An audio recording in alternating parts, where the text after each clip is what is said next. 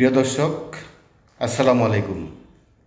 আজকে ডিসেম্বরের ৮ তারিখ। মোটামুটি বলা যায় ভালোই শীত পড়েছে। আমরা বাংলাদেশি নভেম্বর, ডিসেম্বর, জানুয়ারি এই ৩ মাস শীত পেয়ে থাকতাম, কিন্তু বৈশ্বিক আবহাওয়া পরিবর্তনের কারণে এখন আর নভেম্বর মাসে শীত পাওয়া যায় না।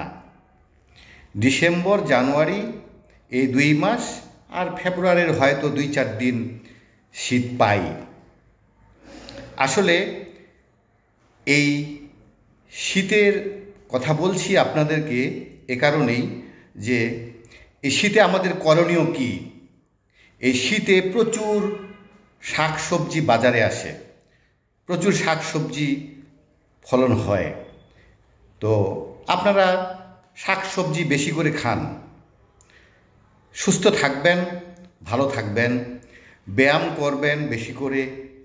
আর আমরা বাঙালি সাধারণত সকালবেলা পেট ভরে ভাত খাই, দুপুরবেলা পেট ভরে ভাত খাই, রাত্রেবেলা পেট ভরে ভাত খাই।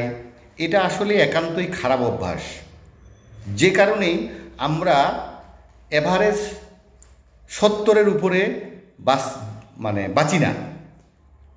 এটা আমাদের খারাপ অভ্যাসগুলোর মধ্যে একটি। চাইনিজ, জাপানি, কোরিয়ানরা সকালবেলা যা খায় সেটাকে বলে রাজার মতো, দুপুরবেলা যেটা খায় সেটাকে বলে প্রজার মতো, আর রাত্রেবেলা যেটা খায় সেটাকে বলে ভিক্ষুকের মতো। এর কারণ হলো আপনি রাতে খাবেন, রাত্রে ঘুমিয়ে পড়বেন, আপনার তো স্টোমাকে কাজ করতে হবে। এছাড়াও আরেকটা জিনিস, সেটা হলো আমরা একটু রাত বেশি জাগি বাঙালি। আসলে নিয়ম কিন্তু আপনাকে রাত ৮টার আগেই খেতে হবে, ৯:৩০, ১০টার মধ্যে ঘুমিয়ে পড়তে হবে, কিন্তু আমরা কিন্তু তা করি না। এটাও আমাদের একটা খারাপ অভ্যাস।